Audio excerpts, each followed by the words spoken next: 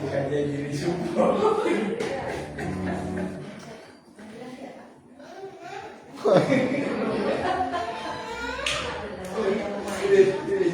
Nanti.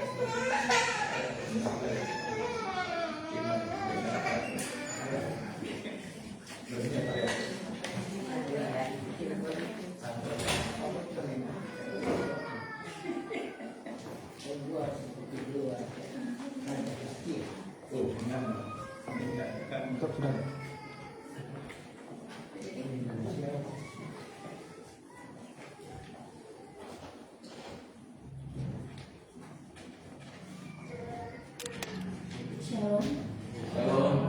Selamat pagi Bapak Ibu yang terkasih dalam Tuhan Yesus Kristus. Kita bersyukur dapat berkumpul kembali di tempat ini untuk memuji dan memuliakan nama Tuhan. Sebagai pujian pembuka ibadah ini, mari bersama-sama kita memuji Tuhan dengan menyanyikan pujian Tahta Sucinya.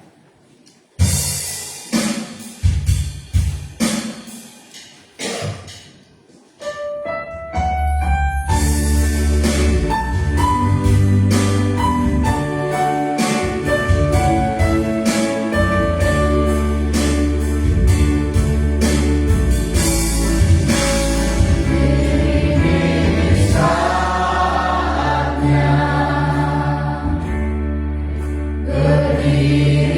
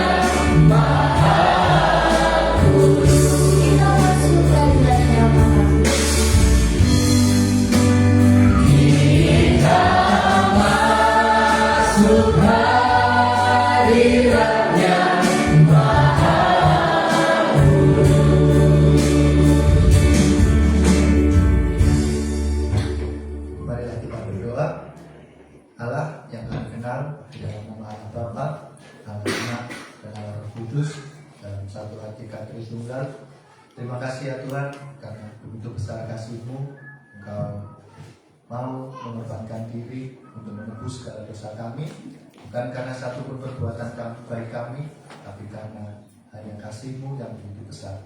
Terima kasih ya Tuhan.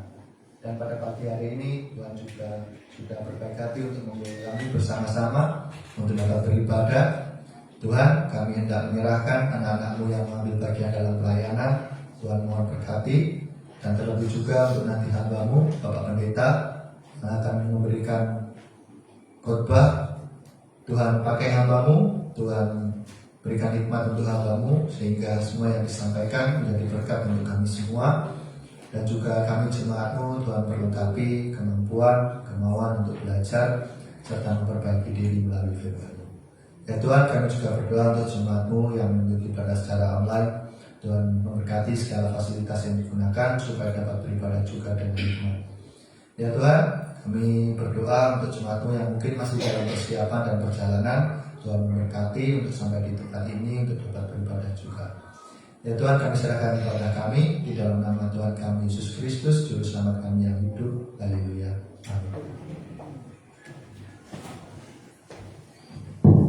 Jemaat Tuhan dipersilakan untuk duduk kembali. Kita lanjutkan puji-pujian kita kepada Tuhan dengan bersama-sama menyanyikan pujian Dia Sungguh Indah.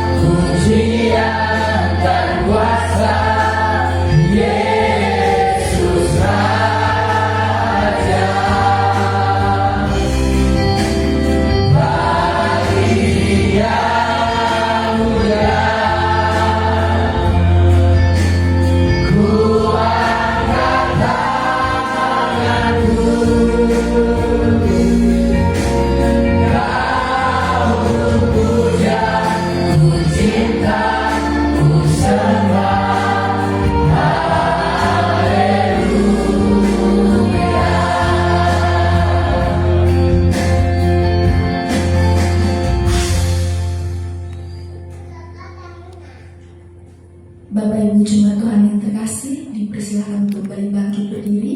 Mari kita memuji Tuhan dengan pujian sukacita kita, kecaplah dan lihatlah.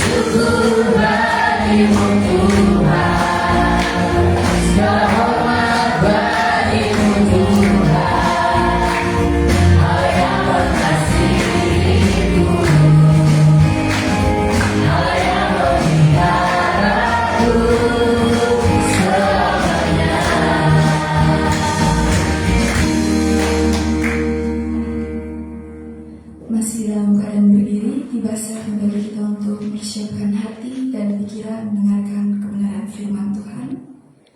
Dan juga dalam mempersiapkan hambanya, mari kembali kita memuji Tuhan dengan menyanyikan pujian, Aku mengasihi Engkau Yesus.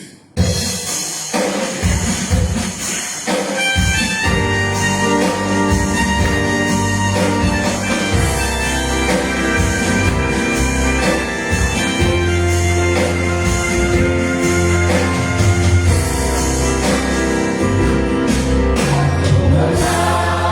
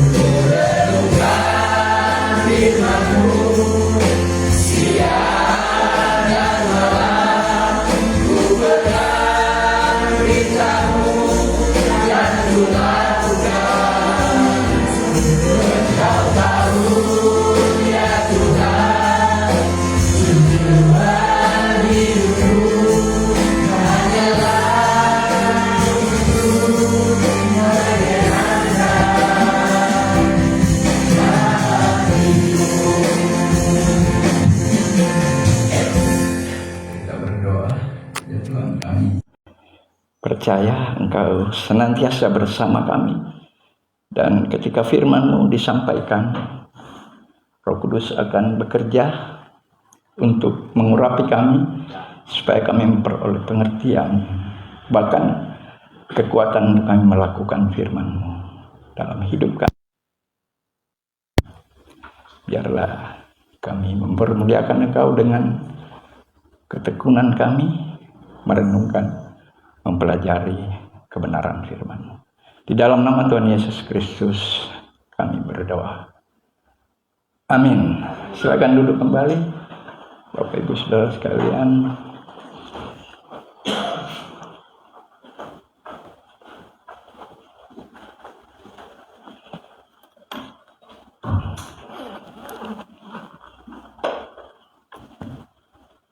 Selamat datang Pak Yudi dan Ibu. Ini berkat luar biasa bagi kita. Hampir setiap minggu kita yang di pojok ini ada saja Tuhan utus beliau-beliau yang memang bukan sekedar hadir bersama kita, tapi memberi juga penghiburan, kekuatan bagi kita bahwa kita tidak sendiri di sini. Minggu lalu ada Pak Pendeta Yohanes Noburai, Ketua MD GPKI dari Merauke. Dan hari ini ada Pak Yudi dan Ibu. Beliau ini, Ibu Prapto masih ingat ya Pak Yudi. Jadi saya mulai Bapak tahun berapa ya dulu ibadah di sini, 2000-an apa? Ini gereja ini masih separuh gini ya Pak, masih disekat. Jadi Bapak berdua sudah lama sebetulnya menjadi hamba-hamba Tuhan yang Tuhan utus ke sini, bahkan Tuhan pakai untuk mendoakan kita. Senantiasa keluarga Pak Yudi dan Ibu, anak-anak itu tahu tempat ini, jemaat ini, karena Bapak Ibu mengajak mereka untuk terus berdoa. Dan nanti saya harap kita lanjut ceritanya kalau sudah selesai. Kalau saya cerita di sini nggak habis-habis nanti. Ya, ini berkat untuk kita di sini hari ini. Ada Bapak Ibu yang sudah berkenan hadir, dan saya percaya Tuhan mengutus Bapak Ibu ke sini. Nah, hari ini saya akan menyampaikan firman Tuhan dari Injil Matius pasal 4. Saya hari Jumat kemarin melayani satu persekutuan yang unik, karena mereka adalah komunitas pensiunan dari kantor dinas kesehatan provinsi.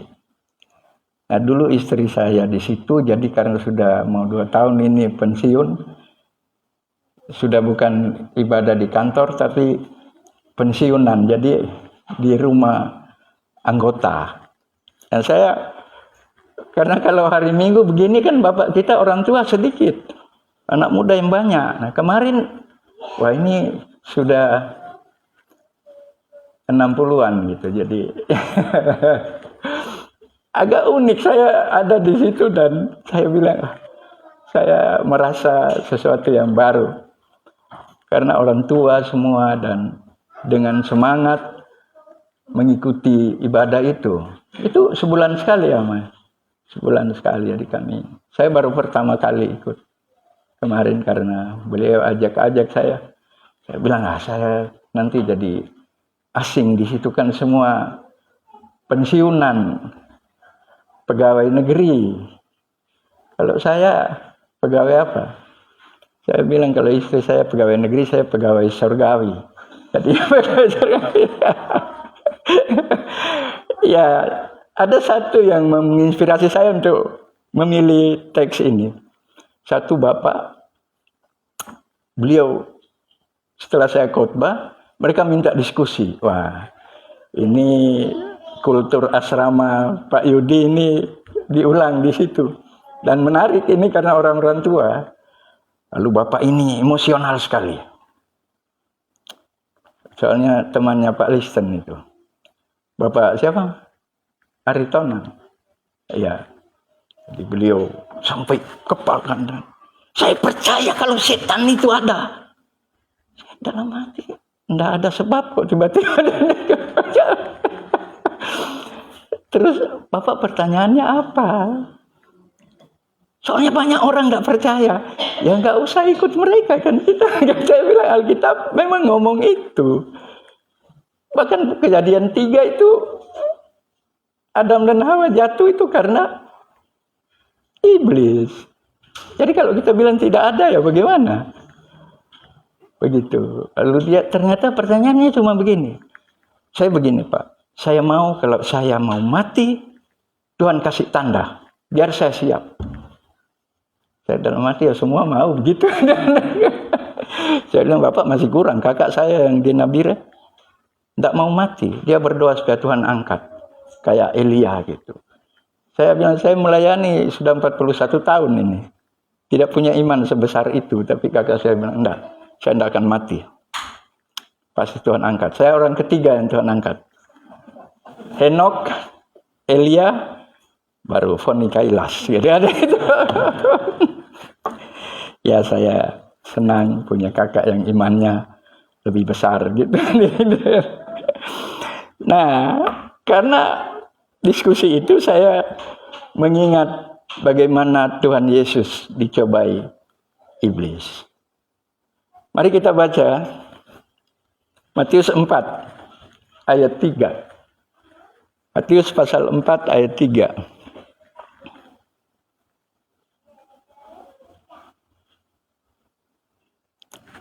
Ya, sudah ada di layar. Mari kita baca bersama 1, 2, 3. Lalu datanglah si pencoba itu dan berkata kepadanya, jika engkau anak Allah, perintahkanlah supaya batu-batu ini menjadi roti. Well, ini tantangan luar biasa. Judulnya, cara iblis mencobai manusia. Iblis punya pola atau cara atau kalau bahasa perangnya strategi. Ini begini Bapak Ibu, saya biasanya kalau teks ini dikhotbahkan itu yang diambil adalah cara Yesus melawan iblis. Nah hari ini saya balik, cara iblis menjatuhkan manusia. Karena kita harus tahu supaya kita dari awal bisa mendeteksi, oh ini beliau sedang bergerak ini. Nah, dalam teks ini saya melihat ya, ada 3 poin yang bisa kita ambil tentang cara iblis menipu manusia dan dia pakai itu kepada Tuhan Yesus. Saya tertarik dengan tulisan Matius karena dikatakan di situ bukan iblis, namanya agak halus, si pencoba itu. Lalu datanglah si pencoba itu dan berkata kepadanya. Iblis datang itu nggak ada jadwal. Nggak ada. Ini kan Yesus habis puasa, berapa hari di situ? 40 hari, 40 malam. Berarti nggak ada acara buka sore gitu, nggak ada. 40 hari, 40 malam. Ini banyak orang medis berkata ini tidak mungkin gitu. Ya. Itu diskusi yang lain. Saya tidak mau kita ke sana. Tapi gampang menjawab itu. Jadi, mari kita melihat bagaimana iblis itu ketika berniat untuk menjatuhkan. Dalam teks ini kita melihat cara yang selalu dipakai mulai dari Perjanjian Lama ya. Perhatikan, iblis tahu persis ketika orang lapar. Dia sudah melihat Yesus 40 hari 40 malam itu tidak makan. Sehingga di ayat yang kedua kan, dan setelah berpuasa 40 hari dan 40 malam, akhirnya laparlah Yesus. Iblis itu memulai pencobaan dengan memastikan kebutuhan manusia. Itu yang pertama. Dia akan menawarkan sesuatu untuk memenuhi kebutuhan itu. Dan menarik sekali karena sama dengan pencobaan kepada Hawa di Eden, yang dipakai buah. Ambil buah itu. Yesus di sini, kalau engkau anak Allah, jadikan batu ini menjadi roti. Makanan. Jadi memang kebutuhan primer itu sering dipakai iblis untuk menjatuhkan manusia. Tentu kita tidak bisa sempitkan hanya makanan. Banyak kebutuhan yang tidak bisa dihindari karena itu alami. Lapar, haus, tidur, apalagi banyak itu. Duit, itu kebutuhan. Dan kebutuhan itu iblis pakai untuk menjerat. Dia tahu persis kamu butuh. Mulai dia masuk. Nah, memang secara alami kan manusia itu punya kebutuhan. Kebutuhan itu apalagi di dunia modern ini. Ada dulu katanya yang menjatuhkan orang itu apa? Ada 3 tah itu. Apa? Takhta apa lagi itu? Apa ya? Terakhir itu wanita ya. Harta, takhta, wanita. Sekarang tambah lagi Bu, 1. Kuota. Kita kan nggak ada kuota, susah itu. Jadi 4 tah sekarang. Itu materi. Iblis tahu persis barang ini. Dan dia datang kepada Yesus dengan menawarkan, kamu butuh, ada pemenuhan kebutuhan. Bapak Ibu hati-hati. Kebutuhan manusia itu mengangas setiap saat. Dan iblis pakai celah itu untuk menjerat. Ini bahaya kalau tidak bisa membacanya. Ada orang mencuri. Lalu ketika ditangkap polisi, aku tidak bermaksud. Tapi karena kepepet. Nah, kebutuhan. Iblis itu bergerak di wilayah itu. Dengan giat. Jadi, ini poin 1. Iblis itu menawarkan memenuhi kebutuhan manusia. Ayat 2. Selalu begitu. Dan masalah kebutuhan ini setiap orang kan tidak bisa menghindari.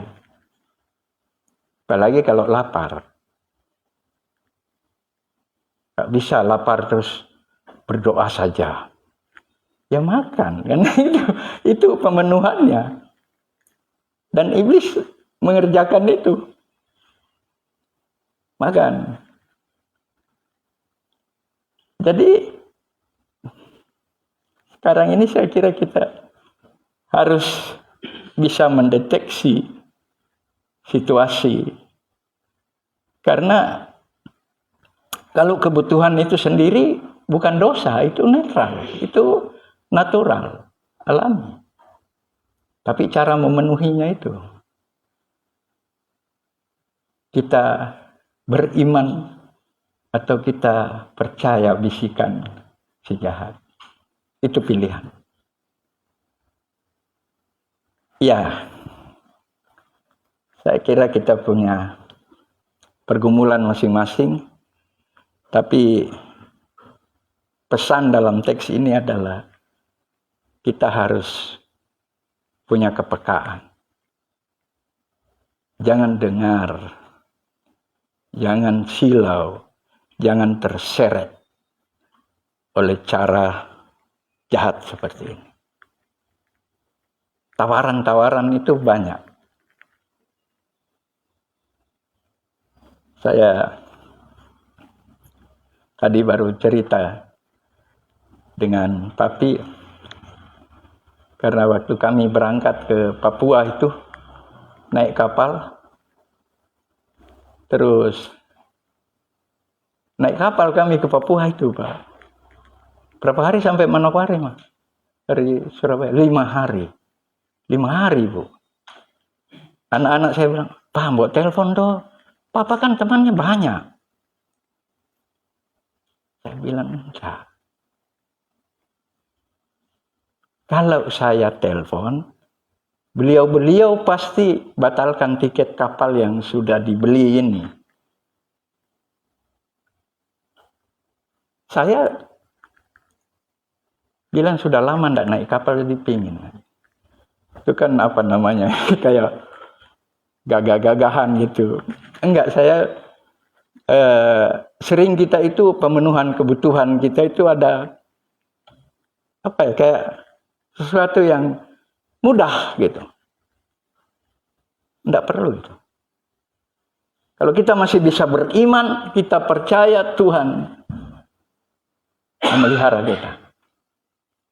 Tuhan, bukan iblis. Itu harus dipastikan. Saya tidak berkata bahwa orang yang memberkati kita itu semua digerakkan iblis, bukan, keliru lagi kalau itu. Enggak. Tapi hati-hati. Jadi kalau kita percaya, oh Tuhan bisa tolong saya sampai selesai saya kuliah di sini. Saya enggak perlu ngutang di warung. Nah, yang punya utang jangan tersinggung. Di sini saya percaya semua bayar kok. Makanya waktu saya ketemu Bupati Manokwari, dia tanya, adik-adik saya itu kerja di mana sekarang, Pak? Gary kan ikut waktu itu, Pak Yudi. Saya bilang, oh ini satu ini kan yang pelayanan, jadi gembala di Solo dan di Condong Catur. Terus yang 3, Joel, Paula, sama Ruth. Oh kalau mereka 3 sekarang jadi pengusaha.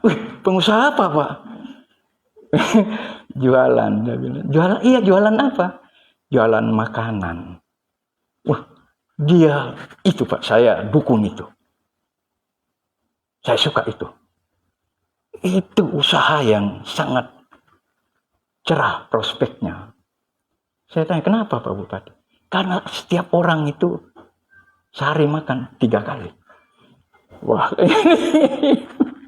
lalu saya bilang, Pesparawi di Manokwari kapan?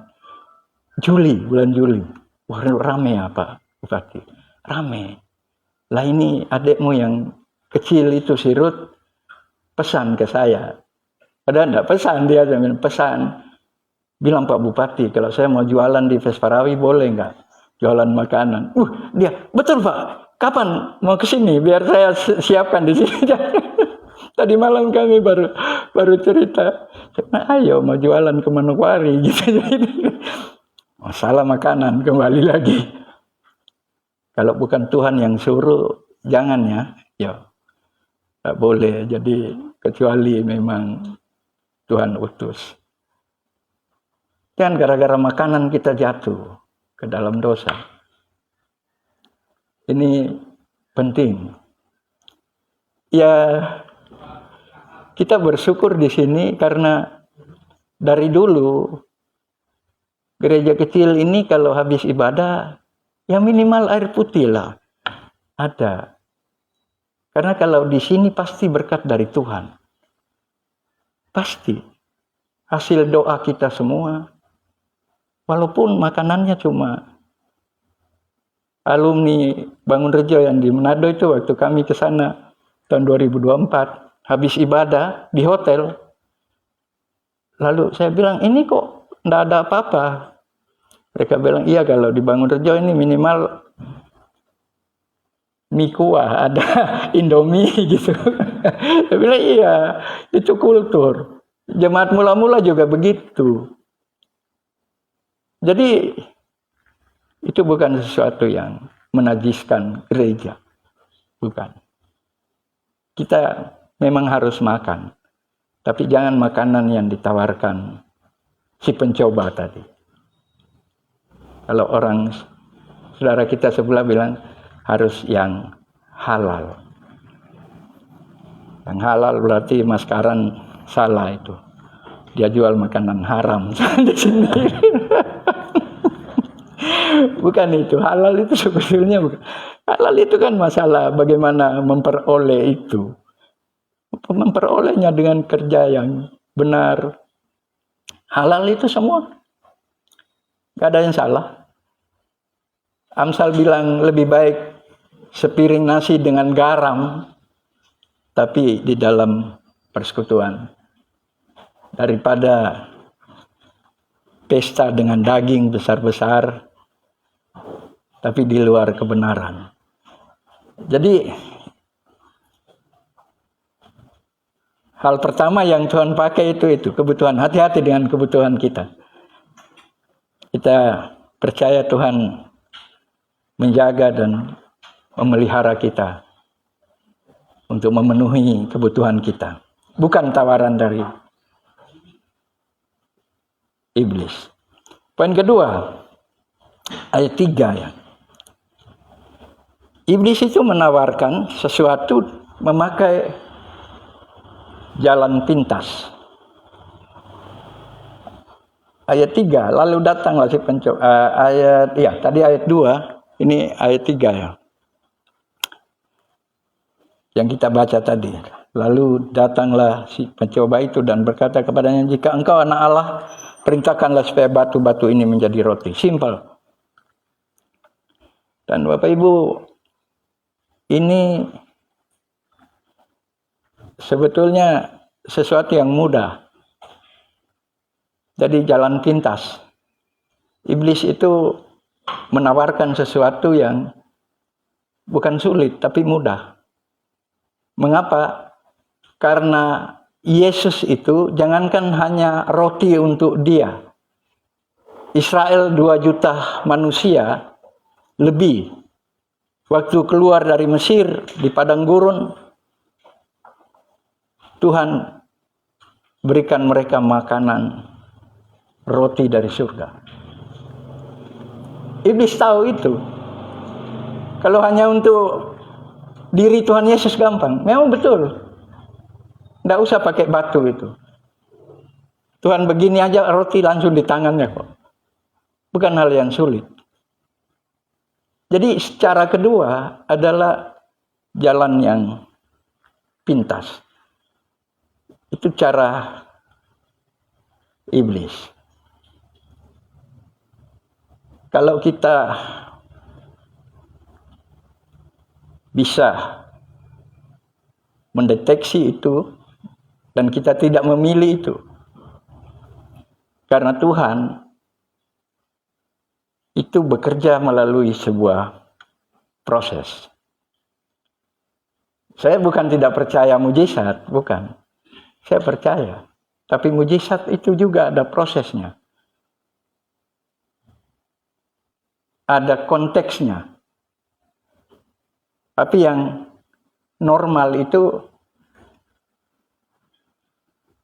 Alkitab bilang orang yang bekerja wajar kalau makan. Begitu. Bekerja makan. Paulus bilang kalau tidak bekerja jangan makan. Nah, begitu. Itu bukan masalah tidak percaya mujizat, tapi ada sebuah proses dalam iman kita yang kita harus jalani.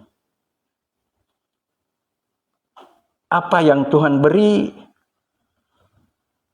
dalam diri kita yang menjadi satu potensi supaya kita memenuhi kebutuhan kita, bukan dengan jalan pintas. Banyak hal ya sekarang yang saya kira berbahaya itu. Dunia modern yang semuanya instan. Di apa-apa cepat gitu. Iman kita tidak begitu. Kita melewati proses. Saya waktu baru memulai pelayanan,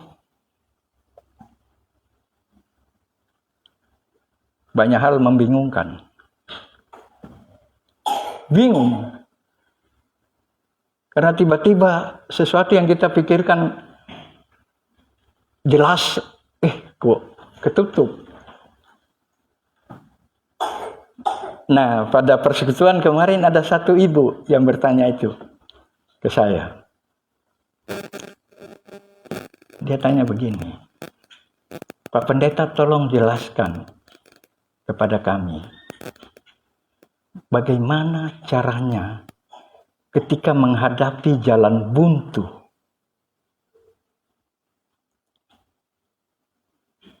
Sering kita itu tidak tahu bagaimana saya harus buat apa. Ya, ini jalan pintas terbuka ini, biasanya gini kan. Ini pertanyaan yang sangat luas, saya bilang sangat umum, tapi saya harus menjawab. Dia bilang, soalnya Bapak kan sudah menjelaskan firman, jadi kami harus memegang kebenaran firman dan diterapkan dalam hidup kami. Itu betul, saya bilang. Saya bilang yang jadi masalah begini. Bangsa ini itu membuat sebuah persepsi begitu, bahwa agama itu ritual. Agama itu mengisi kolom di KTP itu. Itu semua orang beragama gitu. Lalu agama itu pada saat sedang beribadah dalam pengertian ritual. Tapi kalau udah keluar, nggak ada lagi bekasnya. Nah, saya bilang itu yang membuat terjadi seperti ini. Kita bingung. Nah, firman Tuhan itu tidak seperti itu. Firman Tuhan itu adalah kebenaran yang harus tertanam dan berbuah. Terus prakteknya bagaimana, Pak? Oh ya, sebentar. Jadi ada 3 langkah supaya kita tidak mengambil jalan pintas. Langkah pertama adalah berpikir. Ada masalah apapun yang menghadang kita, coba kita aktifkan pikiran kita. Penting sekali memulai dari situ. Baru ambil data-data Alkitab yang kita tahu gitu. Sesuaikan dengan pikiran kita. Saya bilang, saya sudah menikah dengan istri itu kemarin bulan April itu usia pernikahan kami. Kemarin, masih sekarang April ya, April tanggal 6 kemarin, minggu lalu. Itu 37 tahun pernikahan kami.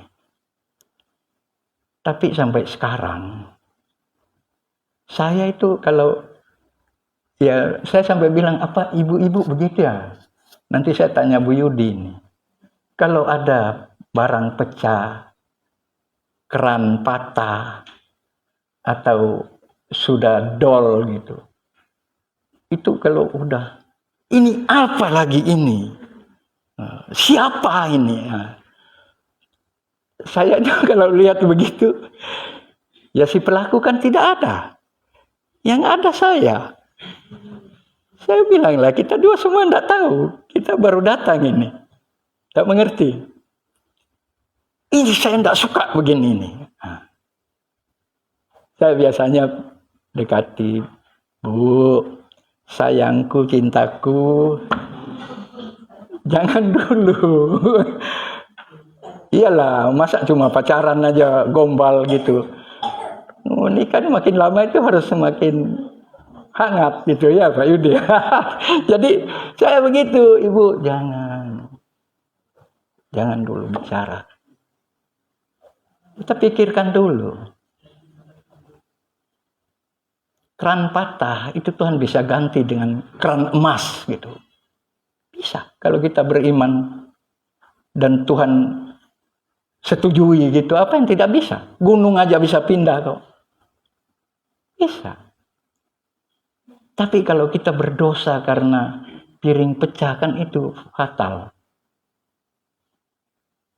Jadi yang kedua setelah berpikir adalah berkata. Itu langkah penting supaya bukan jalan pintas. Pikir matang-matang sebelum kita melakukan sesuatu. Setelah berpikir, ukur kosakata apa yang pantas dikeluarkan. Kepada siapa? Orang kalau sudah buntu itu kan, waduh. Udah pernah lihat orang tenggelam ya? Tenggelam, nggak bisa berenang. Wah, tangannya kemana-mana. Gitu. Nggak peduli dia mau kepala orang, mau dipegang semua gitu. Gak bisa, itu kelabakan namanya, panik. Tapi kalau pakai langkah ini, berpikir, pilih perkataan, baru yang ketiga, bertindak. Jadi agak panjang waktunya itu untuk kita mengeksekusi. Jangan juga setiap ada masalah, ya kalau saya sih terserah Tuhan. Tuhan kok jadi tempat sampah ya? Perlu kita berpikir, mengoreksi diri kita, bercermin kepada kebenaran firman Tuhan. Memilih perkataan dan bertindak. Jadi saya jawab begitu, Bu Yudi. Ibu di sebelahnya bilang, tapi itu naluri ya Pak. Benar Bu, naluri ibu-ibu begitu ya. Bapak-bapak juga ada begitu. Ya, memang itu ya mungkin betul tadi nalurinya begitu. Tetapi kita yang belajar firman Tuhan, tadi doa pembuka tadi, semoga kami diberi apa ya tadi untuk belajar gitu, kerendahan hati untuk belajar atau apa tadi, dan melakukan firman Tuhan. Pikiran itu penting.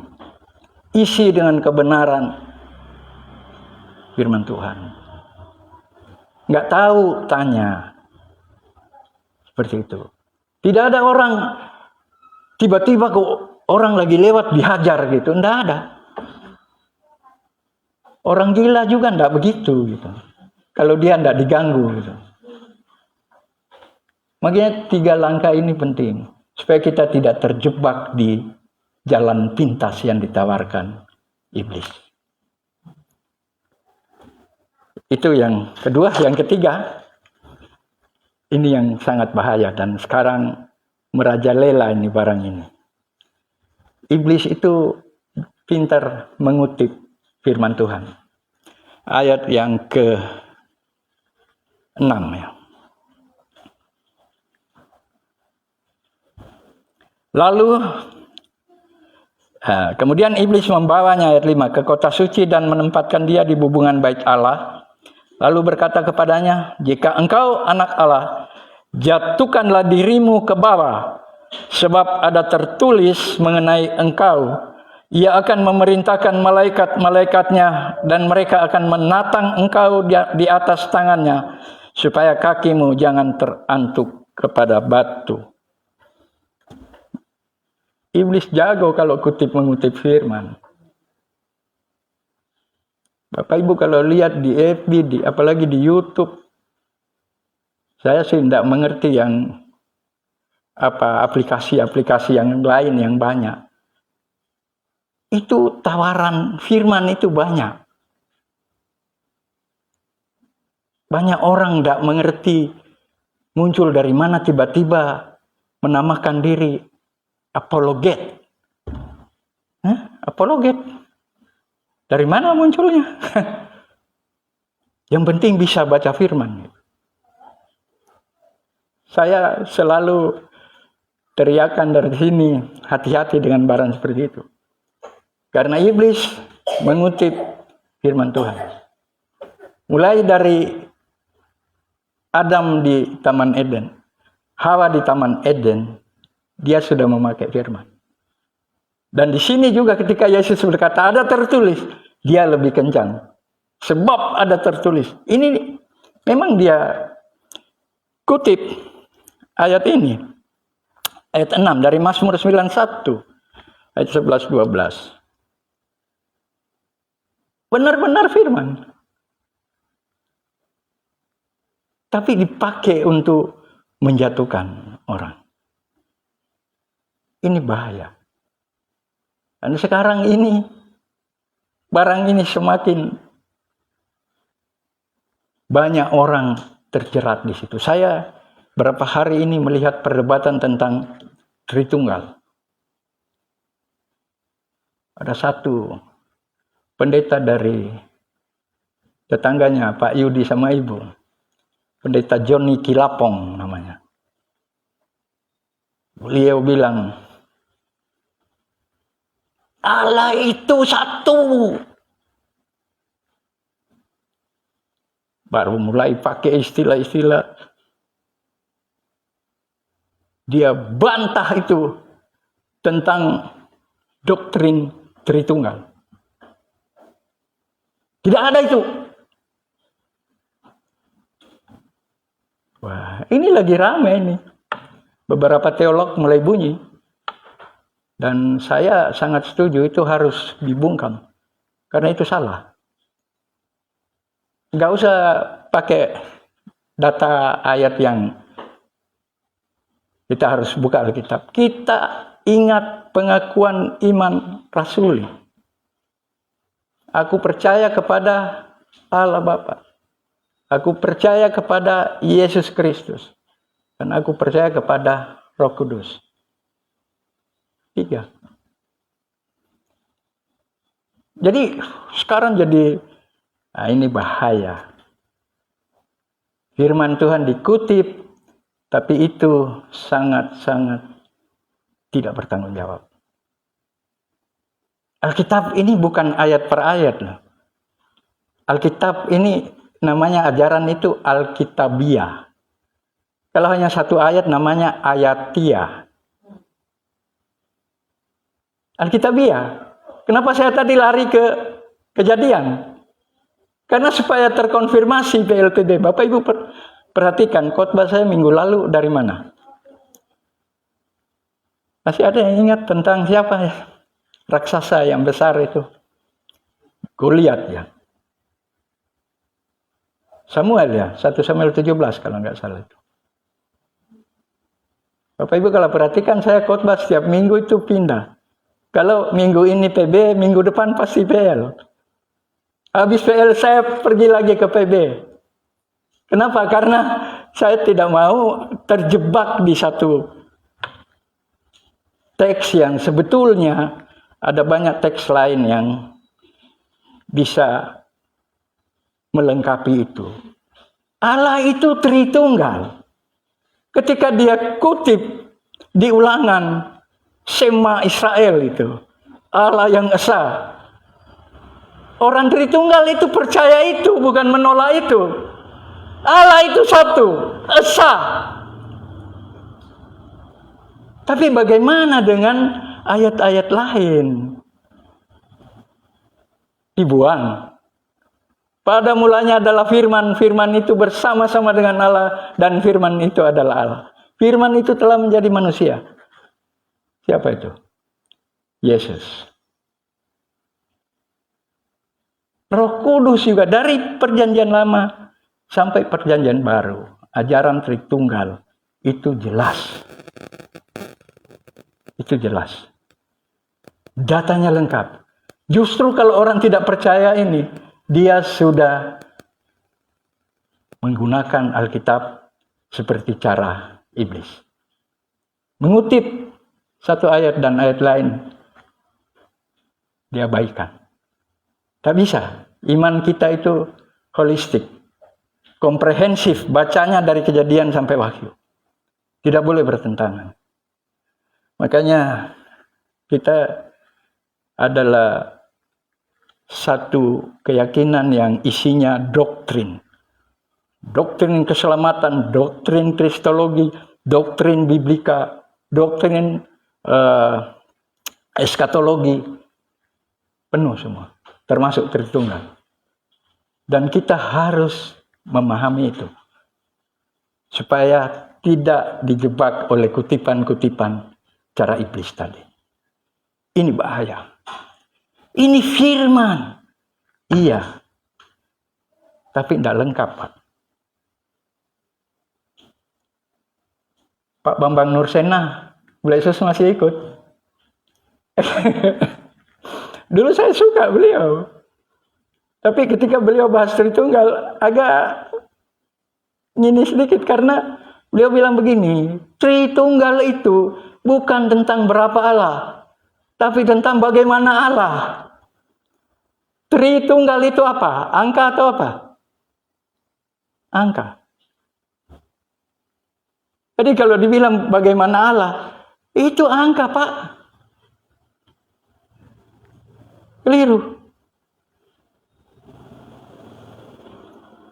Ada bukan 3 pribadi. Si Pak Kilapong atau siapa yang menjelaskan salah itu 3 pribadi itu. Nanti orang berpikir Tuhannya orang Kristen itu adalah Budi, Wati, dan Bambang. 3 pribadi. Salah lagi. Bukan itu. Tapi Allah yang esa, satu hakikat yang setara, muncul dalam 3 pribadi yang berbeda. Ini unik. Tidak ada ajaran lain yang begini. Kalau kita tidak percaya ini, kita sedang melawan firman Tuhan. Kita mengutip sesuatu tapi tidak lengkap. Bapak Ibu, ini pola iblis yang ketiga. Hati-hati dengan ayat-ayat yang diangkat tetapi lepas dari pengertian yang lain. Jadi 3 hal ini kita bisa identifikasi. Kalau menghadapi sesuatu, perhatikan. Apakah ada tawaran pemenuhan kebutuhan kita dan jalannya gampang, pintas? Perhatikan baik-baik. Dan yang ketiga, mari kita pakai ayat, tetapi itu tidak bertentangan dengan ayat yang lain.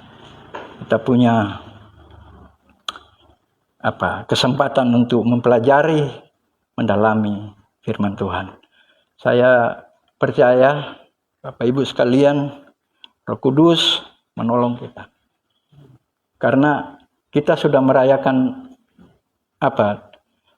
di awal bulan ya, kita merayakan kemarin? Jumat Agung tanggal 3 ya. Baru tanggal 5 kita merayakan Paskah. Bulan depan kita merayakan Kenaikan. 10 hari berikutnya keturunan Roh Kudus. Ingat baik-baik. Ada gereja yang kami tidak mau merayakan Natal. Paskah aja. Itu bagaimana? Kalau Yesus tidak lahir bisa mati enggak? Tidak bisa. Jadi ajaran kita itu harus lengkap dari Kejadian sampai Wahyu. Ini susah. Dan ini pesan saya. Ajaran sesat itu sama dengan cara iblis. Membuat firman Tuhan itu menjadi sederhana. Simple. Menurut saya ini begini. Ya Tuhan. Tutup itu semua sekolah teologi itu kalau segitu gampang memahami firman. Tidak.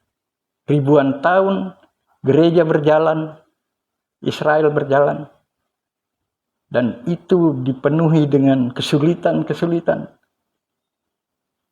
Pemimpin-pemimpin rohani yang Tuhan pakai dan Tuhan utus untuk mengajar kebenaran supaya hidup kita menjadi selaras dengan kebenaran firman. Kita ditebus dosa kita di atas salib oleh darah Yesus. Diberi hidup yang baru karena kuasa kebangkitannya. Didiami oleh Roh Kudus. Sehingga kita bisa berjalan dalam dunia yang tidak jelas ini. Tapi dengan kebenaran dan kuasa Tuhan yang memimpin hidup kita. Ini iman kita. Jadi bersyukur Bapak Ibu, saudara-saudaraku yang masih muda. Saya bilang begini, umur berapa sekarang? 30-an tadi malam bertiga Dedek sama Devika di sini. Berapa umur kamu dua? 30-an. Gitu. Syukur kamu 30-an sudah tahu Tuhan. Saya kemarin di forum pensiun itu, kasihan. Orang 60-an. Tapi masih tanya ke saya, Pak, keselamatan bisa hilang atau tidak? Itu konteks lain. Saya janji saya akan bahas itu di forum yang berikutnya. Tapi kan kasihan, bingung. Yesus sudah menebus kita dengan darahnya. Bukan usaha kita. Kita hanya diminta untuk menerima itu. Roma 10 ayat 9 dan 10. Siapa yang percaya dalam hatinya dan mengaku dengan mulutnya bahwa Yesus adalah Tuhan, ia pasti diselamatkan. Jadi kita punya jaminan dalam hidup kita. Ini yang membuat kita terus hidup dalam pengharapan dan keyakinan Tuhan memberi masa depan yang penuh harapan, masa depan yang indah sesuai dengan janji firman-Nya. Biarlah kita terus berjalan ke depan dengan keyakinan, dengan satu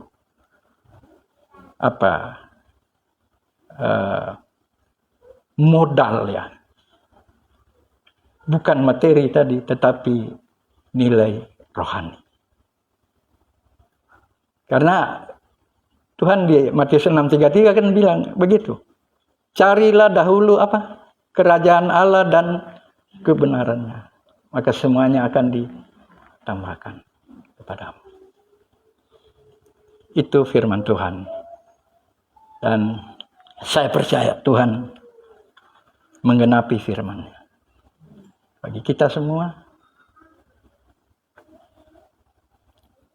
satu yang Tuhan minta kita setia mengiring Dia, berjalan bersama Dia terus-menerus, melayani Dia, memberi hidup kita untuk kemuliaan bagi nama Tuhan. Kita berdoa.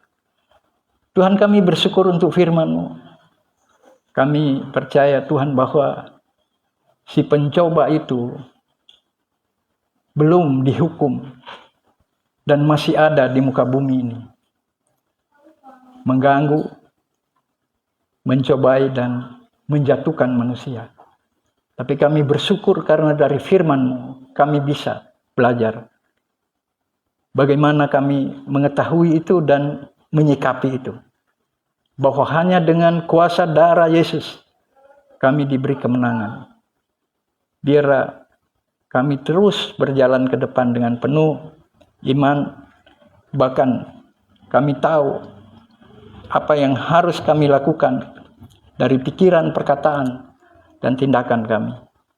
Karena firman-Mu yang mengajar kami setiap saat. Terima kasih Bapa, terpujilah Engkau karena memberkati kami dengan firman-Mu. Di dalam nama Tuhan Yesus kami berdoa. Amin. Hari ini kita ada acara khusus, saya hampir lupa. Ada penyerahan anak.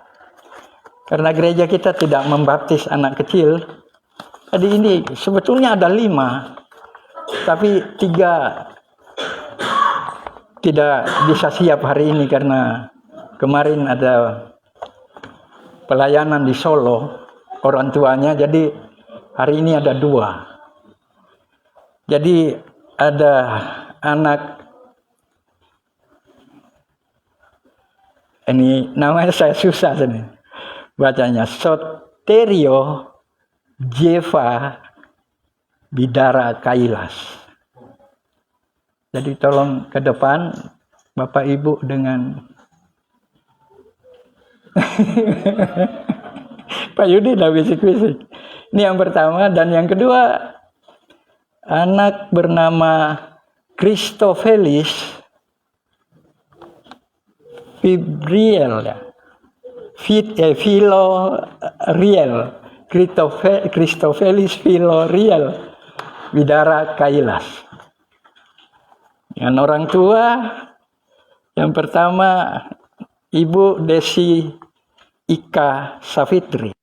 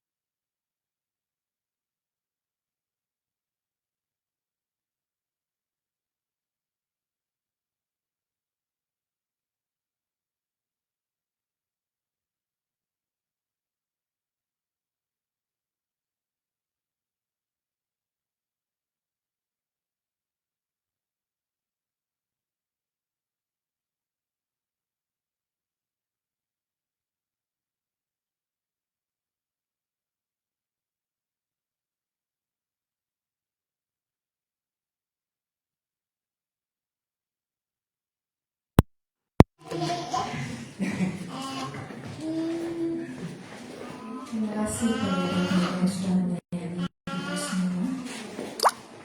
Melalui saudara kita akan masuk dalam persyarat. Namun sebelumnya pada jemaat yang memberikan persilahkan selagi kembali kita menuju Tuhan yang menyanyikan pujian. Kau mengenal hatiku.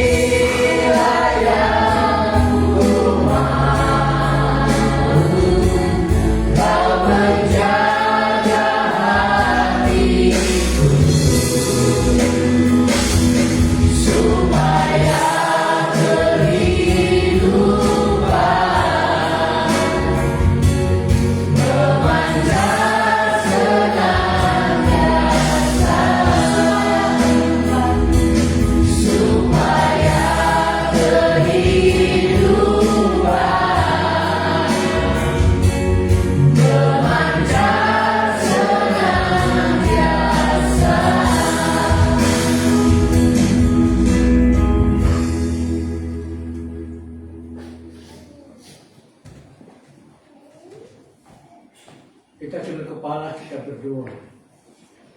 Ya Tuhan Bapa kami di surga, kami menaikkan syukur limpah terima kasih kepadamu Tuhan. Karena Tuhan sudah hadirkan kami semua di rumah-Mu yang kudus ini. Kami datang untuk memuji membesarkan nama. Ya Tuhan, saya menunjukkan berdoa untuk para hamba Tuhan. Bahkan secara khusus Bapak Pendeta Ailas yang melayani jemaat. Tuhan kiranya memberkati dia, menjauhkan dia dari segala cobaan.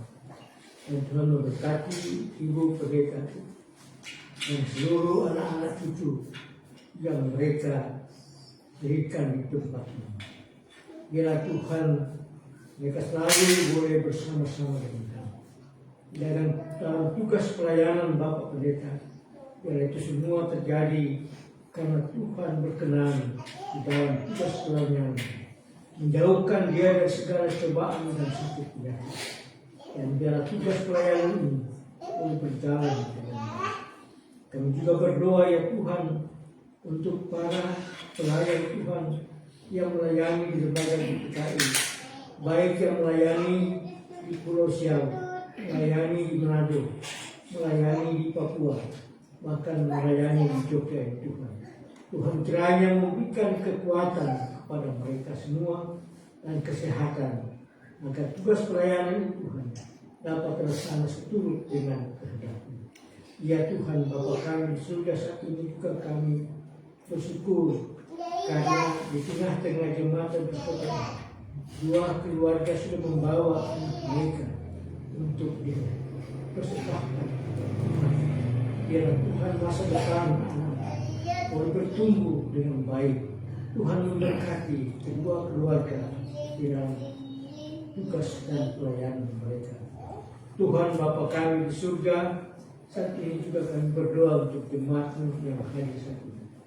Kami berdoa ya Tuhan untuk segala pergumulan yang dihadapi oleh para mahasiswa dalam tugas mereka.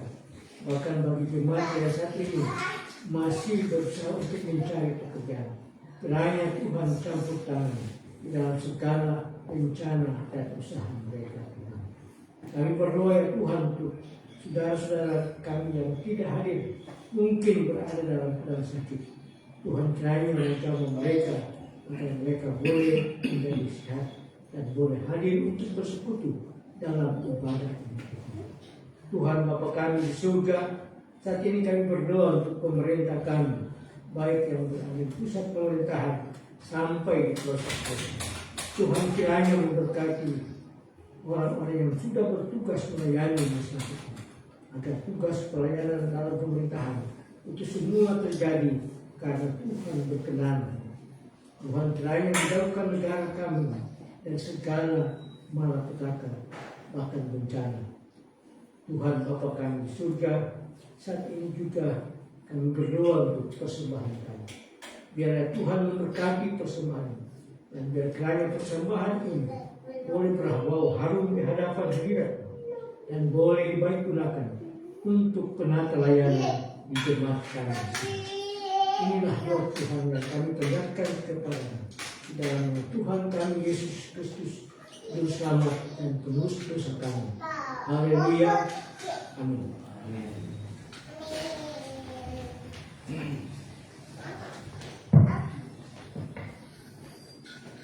Kita telah sampai di penghujung ibadah ini. Saya undang jemaat Tuhan untuk bangkit berdiri.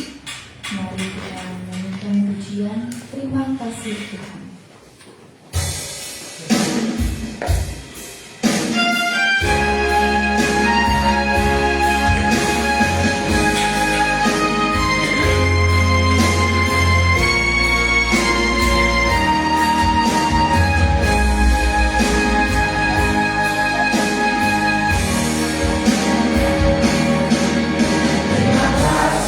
Tuhan, untuk kasih setia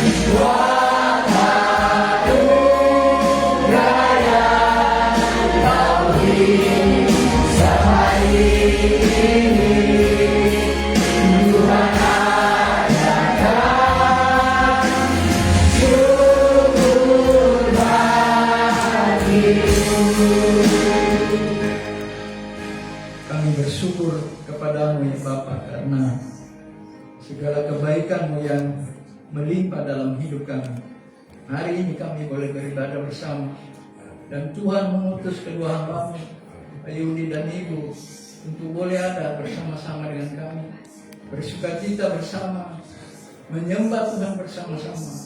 Kami percaya Tuhan, ini bukan kebetulan, ini bukan rencana kami, tapi rencana Tuhan bagi kami semua.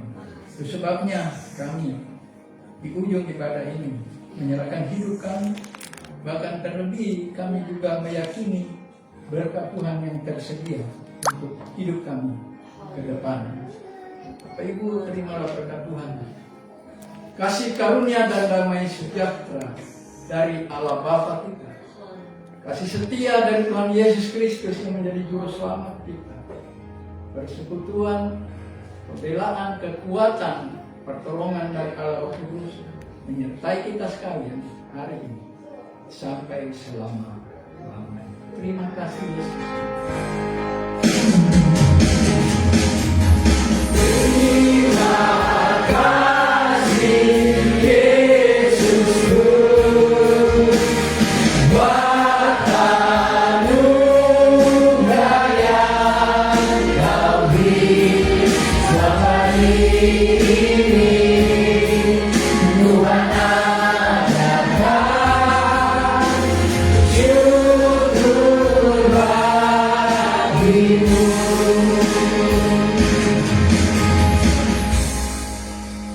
Amin. Silakan duduk kembali saudara sekalian.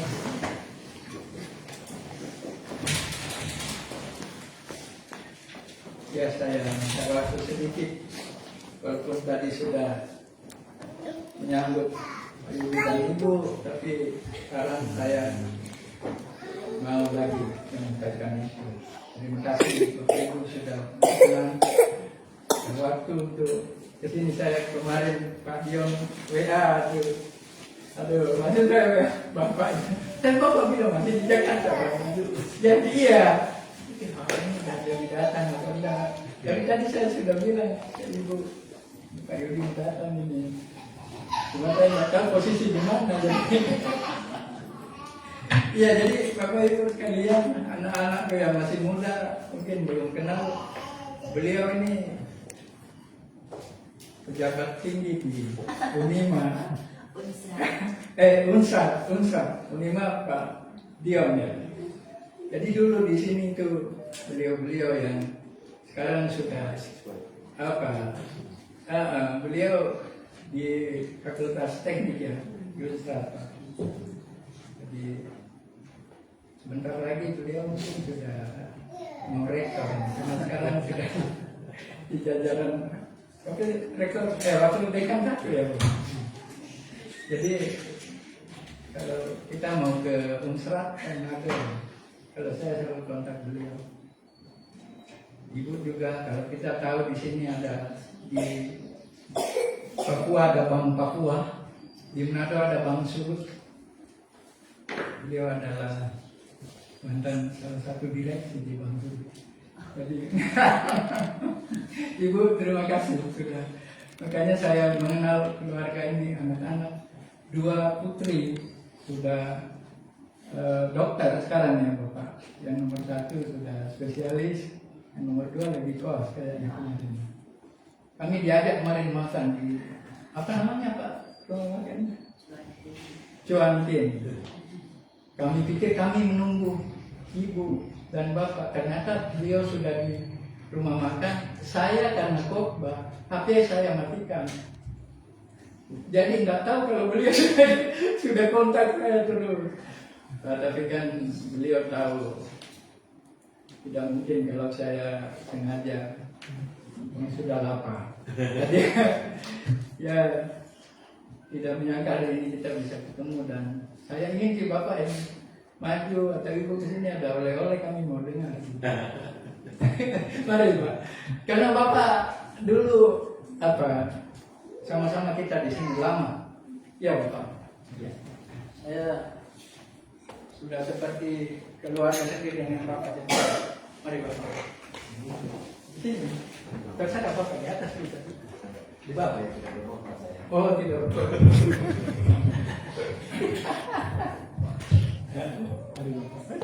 Shalom. Saya minta di bawah ya saya, karena kalau di atas saya berkhotbah ya. Ini kesaksian. Jadi saya dulu mahasiswa seperti yang saya di sini. Saya 98 itu S2, selesai 2000, balik lagi 2004, sama juga di UGM, selesai 2010. Nah, bergereja di sini, puji Tuhan. Jadi ada satu hal yang saya ingin bagikan kepada Bapak Ibu sekalian. Jangan lupakan firman Tuhan, karena kita bertumbuh itu banyak sekali pengetahuan yang ada di kepala. Kalau saya mau bilang, hidup ini memang adalah perjuangan. Nah, untuk berjuang banyak sekali dasar pemikiran yang membuat kita boleh melangkah. Tetapi kalau kita bersama-sama dengan Tuhan, luar biasa penyertaan Tuhan. Kami bukan cuma di gereja, kami juga dibimbing dengan PA di meja pingpong. Jadi di tempat kos, bukan tempat kos, asrama mahasiswa Sulawesi Utara, itu di tengahnya ada meja pingpong. Nah, kami setiap hari Jumat itu melakukan PA bersama Pak Pit dan Pak Adri. Kami bersama-sama, dan sampai sekarang bukan cuma di PA, di badan juga seperti ini. Sampai sekarang itu membantu kami untuk bertumbuh. Oleh sebab itu, jangan sampai kita, boleh saja kita ada yang orang berhasil tanpa firman Tuhan, tetapi berbeda. Orang berhasil oleh karena berjuang, oleh karena pimpinan Tuhan, itu beda. Kita tetap dalam konteks berhasil dalam damai sejahtera, bukan berhasil kemudian OTT. Itu yang kali sekarang banyak sekali. Karena apa?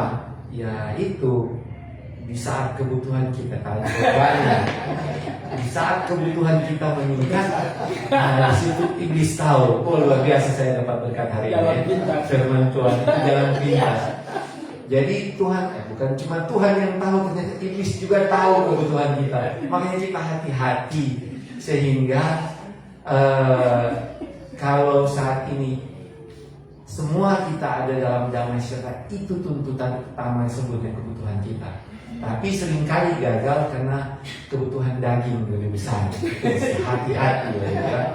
Saya ingin memberikan kesaksian, justru saya datang sebenarnya ke Jakarta untuk berobat, tapi sebenarnya bukan berobat, untuk memeriksakan diri. Sebenarnya ada satu kerinduan saya. Ini mata di sebelah kanan agak kabur. Berdoa di Manado, 5 dokter tidak tahu sakitnya apa sumbernya. Tapi di dalam hati saya, Tuhan, saya ingin mujizat, tapi mujizat itu betul ternyata tidak instan ya Pak. Maunya dalam sembuh, tapi tidak instan. Jadi apa? Maunya bukan cuma di Manado kami meriksa, ke Jakarta lah. kami direkomendasikan ke dokter terbaik begitu di Jakarta. Ke satu dokter yang pertama diutus, dia bilang tidak ada sakit. Ini tidak ada sakit. Kemudian disampaikan yang pertama itu dokter ahli infeksi dan mata. Dan yang kedua ahli saraf. Dia di rumah sakit yang sama, ya sudah Bapak matanya bagus. Saya tapi kemungkinan di saraf. Memeriksa di saraf. Pakai teknologi tinggi, semua saya sudah diperiksa. Hasilnya dia bilang saya akan kembalikan Bapak ke dokter pertama. Bingung juga saya. Karena dia yang pertama bilang Bapak sudah tidak usah balik lagi ke saya. Bapak sudah tidak usah balik lagi ke saya. Ke dokter yang kedua. Setelah dokter kedua, dia tidak temukan. Itu hasil foto apa semua dengan alat macam-macam, hasilnya itu di print. Bagus sekali printnya karena dia print di kertas foto, jadi menarik sekali. Tapi dia tidak menemukan sakitan. Dia cuma bilang memang betul ada di sini, agak berbeda dengan yang di kanan, di kiri agak berbeda di kanan. Tapi dia bilang saya akan kembalikan Bapak ke dokter ini. Saya pikir-pikir di sebelah sudah bilang tidak, di sini. Saya pikir dia suruh kasih obat, nyanda. Tidak ada obat yang diberikan. Kalau begitu, saya pikir begini. Di Manado mereka suruh memeriksa hal yang sama, tapi saya juga bilang, tidak usah itu di Manado. Sama juga di Jakarta bilang periksa ini. Tidak perlu ada, karena maaf Bapak Ibu, dia ini mau bilang tersinggung tapi tidak. Tapi dia bilang, Bapak periksa sifilis. Anak saya itu spesialis penyakit dalam. Dia bilang, Papa kalau kena sifilis 3 bulan saya so mati. Ini so 6 bulan so dapat tapi sehat-sehat. Jadi waktu dia minta di Jakarta dia bilang, sudah juga bisa periksa. Mengerti bahasa Arab. Jadi tidak bisa periksa. Saya pikir buat apa saya kembali ke dokter awal kalau dia bilang sendiri tidak ada penyakit itu, karena dia ahli di situ. Jadi saya putuskan kita tidak usah kembali, kita pulang saja untuk tahu bahwa ini nanti keputusan Tuhan. Bahwa kita sudah memeriksa semua jalan dokter terbaik sudah periksa, dia juga bilang tidak ada sakit. Walaupun saya masih melihat ini ada kabur di sini, kenapa dia bilang tidak ada sakit? Tapi saya mengatakan kalau begitu memang kita mesti ke Jogja. Jakarta kita sudah tinggalkan, kita datang Jogja dengan harapan memberikan surprise. Tahu-taunya di Manado telepon ke sini, ini mau datang. Ya, maunya diam-diam kita datang. Ternyata teman kita sudah menyampaikan itu Pak Yudi. Karena apa? Saya tanya, gereja jam berapa dia? Ya, dia bilang Pak Yudi kayaknya mau masuk gereja ini. Ya sudah. Tapi poinnya, mau bersuka cita, mau ada sakit, tetap percaya Tuhan tetap menyertai. Ya. Di perjuangan juga begitu, nanti sudah selesai mahasiswa, sudah bekerja, mungkin ada yang jadi bupati, ada yang jadi gubernur. Berjuangnya dengan Tuhan. Ada orang yang akan membantu kalian, asal tetap dengan Tuhan. Jangan itu yang sudah berhasil terus godaan itu muncul, itu 3 tahun. Tapi sekarang sudah 4 tahun ya. 4 tahun. Hati-hati, saudara pasti berhasil, tapi ada perbedaan berhasil dengan Tuhan dan berhasil tidak dengan Tuhan.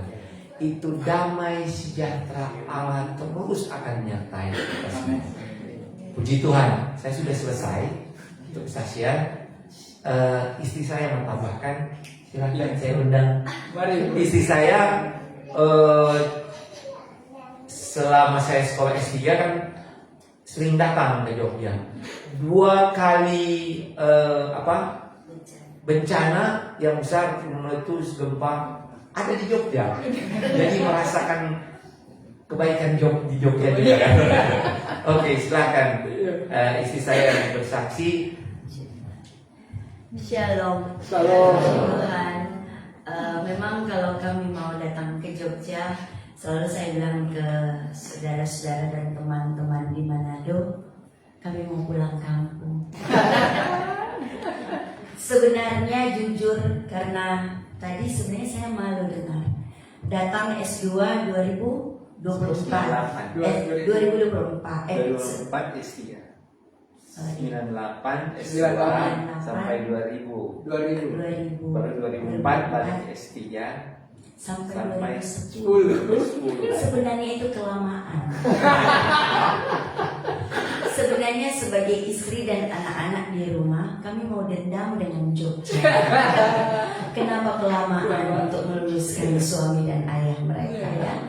Tetapi luar biasa suasana sorga yang kami dapatkan di sini ketika kami mau berdamai dengan keadaan dan kami mau menerima semua keadaan itu dan kami menikmati itu sehingga kami merasakan ada kerinduan untuk datang ke sini karena ada pertolongan dan kuasa Tuhan yang memberkati suami sehingga boleh selesai sempurna. Amin. Puji Tuhan, luar biasa Tuhan Yesus. Dan sangat rindu sekali datang beribadah di tempat ini. Anak-anak kami juga pernah datang ke sini. Dan waktu mau datang masuk ke sini, saya video-video terus sampai di depan pintu karena mau bilang ke anak-anak ini, papa mama ada di sini. Dan memang waktu Pak Kailas dan Ibu ada di Manado, kami mau bilang, kami mau sudah rencana mau datang, tetapi keinginan dan kerinduannya mau buat surprise, tapi ternyata Pak Deon sudah bocorkan. Puji Tuhan, dan kami sangat senang sekali ada di sini dalam hadirat Allah bersama dengan keluarga di tempat ini. Pak Kailas dan Ibu juga sudah menjadi bagian keluarga kami. Dan jemaat juga semua, puji Tuhan kami selalu ada komunikasi. Tahun 2025 tanggal 13 Maret hari Kamis kami janjian dengan Bapak dan Ibu untuk makan siang bersama. Ternyata hari yang sama papa kami meninggal. Jadi waktu itu saya kaget, iya ya ada Pak Kailas. Ya hari ini kan kita janjian mau ketemu, tapi justru Bapak dan Ibu yang datang ke rumah karena kebetulan waktu itu Papa sudah dipanggil pulang. Puji Tuhan, satu kesaksian yang hidup bahwa suami Pak Yudi kerinduannya dari pertama juga dia bilang saya mau melihat mujizat. Dia tidak mau matanya ada tindakan medis, dioperasi atau karena pertama dikatakan ada cairan dalam retina. Yang kami pergi itu dokter ahli retina dan ahli infeksi. Iya, dua itu yang dia punya keahliannya. Tapi beliau sudah umur 80 tahun. Jadi memang sudah sangat berpengalaman. Tapi puji Tuhan, memang dari Manado Pak Yudi sudah bilang bahwa saya tidak mau ada tindakan. Dan kakak kami juga, kakaknya Pak Yudi, Joyce bilang kalau ada gangguan di retina jangan diambil tindakan karena itu akan terus akan menjalar. Dan puji Tuhan sangat jelas dokter bilang dalam retina tidak ada gangguan. Kedua, tidak ada infeksi. Awalnya dicurigai infeksi TB, diperiksalah TB. Memang 30 tahun yang lalu pernah kena TB waktu kuliah di Surabaya. Nah, teman-teman, adik-adik kalau naik motor jangan sama dengan Pak Yudi waktu itu. Naik motor tidak pakai jaket. Jaketnya dibuka tengah. Nah, kemudian pulang di tempat kos, tidurnya di lantai pakai fan. Nah, itu. Dan Apakah waktu itu masih merokok? Ya, gitu ya. Itu pelajaran. Jangan tubuhmu adalah bait Allah. Jadi kalau coba saja Bapak Ibu atau adik-adik yang pernah pergi ke kebun yang ada tempat pengasapan, apakah kita bertahan di tempat yang berasap? Tidak kan? Yesus juga seperti itu. Kalau ada asap dalam tubuh kita, Yesus tidak mampu, Yesus akan keluar. Logikanya seperti itu. Nah, bayangkan kalau tidak ada Yesus dalam hidup kita, sehingga rokok itu tidak ada di firman, tapi tubuhmu adalah bait Allah. Sehingga Pak Yudi waktu itu kena TB. Nah, 9 bulan bergumul minum obat, selesai sempurna, tidak pernah ada lagi TB. Nah, suruh diperiksa TB karena kecurigaannya infeksi TB yang bersembunyi di retina. Itu kecurigaan pertama. Kecurigaan kedua, infeksi HIV. Periksalah HIV. Kami sebenarnya tersinggung. Tetapi ya untuk sama dengan waktu disuruh mandi di Naaman disuruh mandi 7 kali di sungai, itu kan sebenarnya di Yerusalem juga ada sungai yang lebih bagus. Kenapa saya harus datang ke sini? Demikian juga ketaatan kami. Periksalah HIV. Tidak ada gejala infeksi, panas atau apapun, tidak pernah ada. Tetapi untuk ketaatan jalan. Terakhir dia suruh periksa spilis. Anak saya protes. Kebetulan memang Tuhan itu baik. Anak kami 2 yang spesialis penyakit dalam itu menikah dengan spesialis mata. Jadi konsul terus. Nah, secara medis sudah selesai. Ini tinggal urusan Tuhan. Pasti hari ini Ini yang terjadi. Nah, itu yang kita sampai kita datang ke Pak Kailas mau didoakan lagi. Puji Tuhan. Orang mati saja bisa didoakan, apalagi orang hidup. Puji Tuhan, luar biasa. Jadi terlalu panjang, tapi yang satu yang pasti bahwa kalau kita dengan Tuhan, sakit pun kita tetap ada damai sejahtera, ada sukacita, ada kekuatan, ada pengharapan. Terima kasih, Tuhan Yesus memberkati.